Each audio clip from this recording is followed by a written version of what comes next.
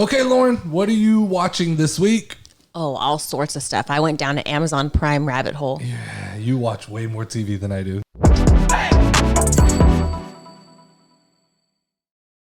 Go for it. I watch. I don't really watch. Go for it. Okay, so I watched this one show called Swarm. Long story short, it's about this super fan. No. It's about this super fan of Beyonce. She's part of the Beehive, but they call it like a swarm. Makes sense. Long story short, she becomes obsessed with Beyonce and she starts killing people who talk shit about her on the internet. Based on a true story, they actually have a person in custody that they've arrested from Houston, Texas. So wait, is this like an episodic TV show or a documentary? Oh, it's it's a TV show. And then it says, so they turned this into a show.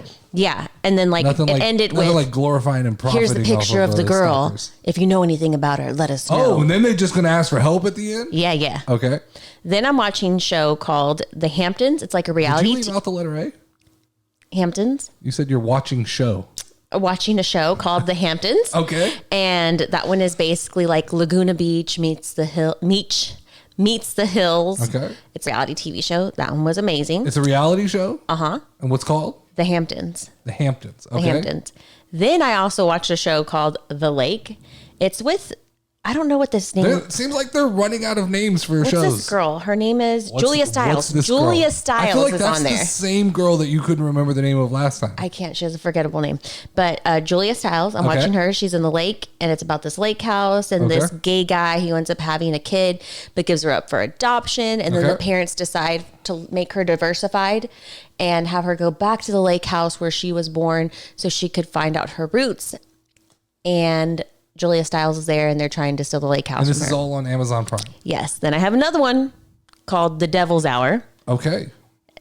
It's a murder show. It's about this little boy who's kind of crazy, but he can see things, and I think the mom might be crazy. And then there's this old man who comes in here, which I swear that he's from that movie with the little bicycle and the like little circles on the face. Saw? Saw. It's from Saw. Okay. That guy. I swear he's in there. I've never seen a Saw movie. And it's about the Devil's Hour. And Billions. How much TV do you have to watch to have run out of good shows that you actually get into some of these things that there's about 7 more that I watched. Yeah, no, we're going to limit you to 3 suggestions a week. What's it called? Listen, watch. But then I think technically that's not what did you watch. It is what I watched because I watched like a work. Oh, now I'm not going to call you out again because I called you out on the last show, but I'll call you out again and say like, if I asked you to like summarize episodes, you wouldn't be able to do it. You would just have a general idea of what's going on, but you couldn't. Yeah, that's not watching TV. I watched it. You have to be an active participant in watching. You can't just listen to it while you're working. Okay. So I watched this week, you watched it with me, episode 1 of Outer Banks after it was suggested to us in Discord. I like it. Didn't think it was for me. Watched the preview, didn't think it was going to be for me. 1 episode in, I could see myself sinking some hours into this show. I don't watch a ton of television, so I have to really kind of engage in something. I more watch like stand-up comedy and podcasts and things like that. But Outer Banks, like definitely after 1 episode, I was intrigued enough that I'll probably give. Who suggested it? Because I mean, Too Deep. Okay, cool. Well, because I started watching that one. I believe it's We Too Deep. And I didn't ever get through it. And then we watched it together. And I think it's because I actually took the time to sit and like because you didn't watch just listen with my to eyes. It. Yeah. And then the other show is Ted Lasso. Oh, yeah. We continue to watch Ted Lasso, and it continues to be good. Much better than last season. Because it got funny again. It got too serious and like last year was definitely not as good, but it's back to, I think, being good. And then I was told by somebody I should be watching Sherlock. Is this a good show? I don't know, but I've heard of it. It's on Netflix, no? No, I don't think so. I was looking for it and I had to download like a Fubo or something like one of those off-brand apps. Oh, okay. To find it. It's Benedict Cumberbatch. Is that his name? Have no saying that correctly? idea. Benedict Cumberbatch, something like that. That's who it is. But I think it's about Sherlock Holmes. I do. But I like shows that have like a witty main character, and that was kind of the premise of that show. Was that it has a witty main character. All right. Let's check it out. All right, so let's talk about. Okay. So we're gonna do a new segment this week where we talk about was it worth going to the movies?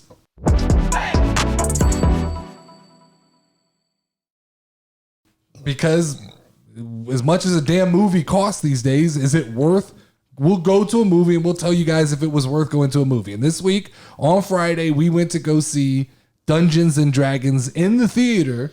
Lauren, was it worth going to the movies? Fuck yeah. It was, right? Oh, yeah, definitely. It's a good movie. It was, So we've had this conversation before. Like, there hasn't been a funny movie in a long time that compares to like Superbad. Okay, well, slow down. It was on that level for me. Slow down. It's not super bad level funny. Well, it's the closest that anything has been in a long time. So what I'll say is, it's been a long time. Right now in the movie theaters, it's either like super artsy, like trying to win Academy Award, or it's superheroes blowing shit up.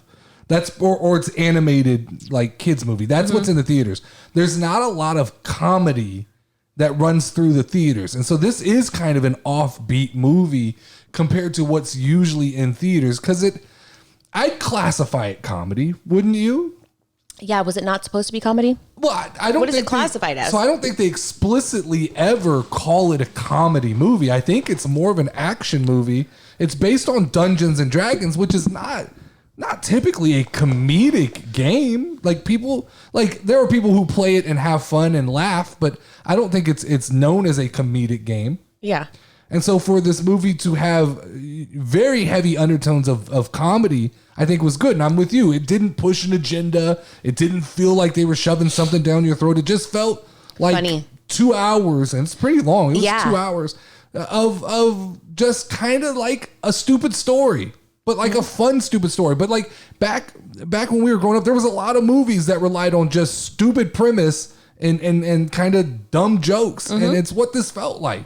I think the movie should be fun and almost somewhere like you can relax and escape. And I just watched the movie and let it go. It was different. It was very different than most things that have come out lately. Yeah, I guess it had some of those superhero elements and like CGI stuff, but it didn't ever rely on any of that. I also have to make a note for everybody. Okay. If you have never had popcorn with Reese's Pieces, you're missing out. Okay. They've got to have it. Try it. Okay. Try it. It's delicious. But it has to be movie theater popcorn. That only set you back a cool $49 at the movie theater. But you should still try it. What, you freaking out because my foot made a noise? Oh, I don't know. Maybe. So, and other quick note is you don't have to have ever played Dungeons and Dragons to have any idea what's going on. Yeah. I mean, it's 100%. It's just a medieval fantasy movie. It's not based on anything.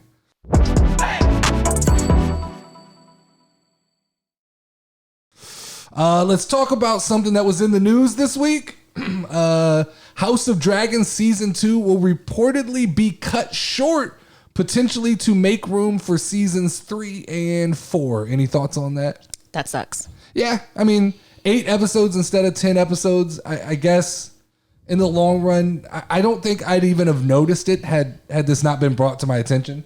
I agree. I think if Season 2 came out and it just appeared and it was 8 episodes, I don't think I would have had any man, there was 2 missing. Yeah, I don't think that's not the way my brain functions. I don't have a set number of episodes that like a Game of Thrones or an HBO show should have. And I guess more importantly to me is if they just don't rush it. Like, don't rush it like they did the first Game of Thrones series, and I'll be fine. George R.R. Martin said that the show needs at least 4 seasons. So if it's season 1 was 10, and then if it's 8, 8, and 8, I'm fine. I'm okay with them doing like shows. So I like the Game of Thrones world, but I think that House of Dragons has proved to me that it's not necessarily like a certain set of characters that I fall in love with. It's the world and the lore of the world. And so I think I'm okay if every 4 seasons, like a story comes to an end and then we jump to a different period in time and tell a different story within that world. Yeah, I think that's really true because I liked it just as much as the first one. So I think that one of the problems with shows like that is like actor fatigue, right? You get actors and they don't want to play. I imagine filming Game of Thrones is not easy. It's pretty taxing and hard to do. So I imagine getting someone to be like Daenerys Targaryen for 8 to 10 years, it's not like, it's hard to lock them down. They want to do other things. Yeah. To go from like, if you're 22 years old and then when you're done, you're going to be 32 years old. Yeah. You missed out on a lot of things you could have done. So I'm okay with like 4-year, lock these actors down for 4 years, tell a good story, and then move on to the next thing and just have, there can be little things that connect these stories and create, like an overall timeline. But I don't need them to be, 10 seasons of House of Dragons to be fulfilled. I'd rather get the story all down in 4 seasons and give me a good finale. But that's what I want. All right. Next week we'll probably be talking about Mario, right? Oh, next week is Mario. That's the next big one, and so we'll give you a review of Mario next week, and we'll see what's going on in the news.